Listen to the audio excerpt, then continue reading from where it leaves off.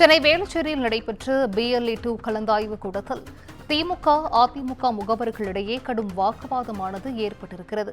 கூடுதல் விவரங்களை செய்தியாளர் சுப்பிரமணியன் வழங்கிட கேட்கலாம். சுப்பிரமணியன், வணக்கம். இது குறித்தான முழு விவரங்கள்.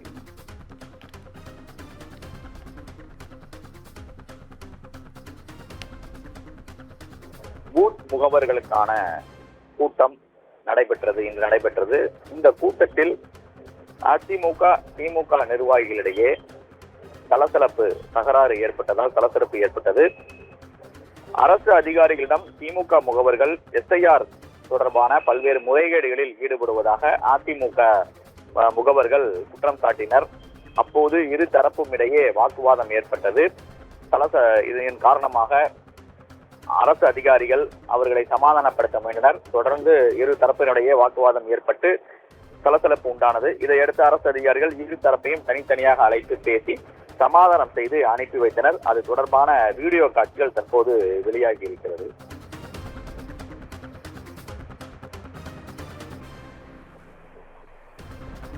விவரங்களை வழங்கியமைக்கு நன்றி சுப்பிரமணியன்.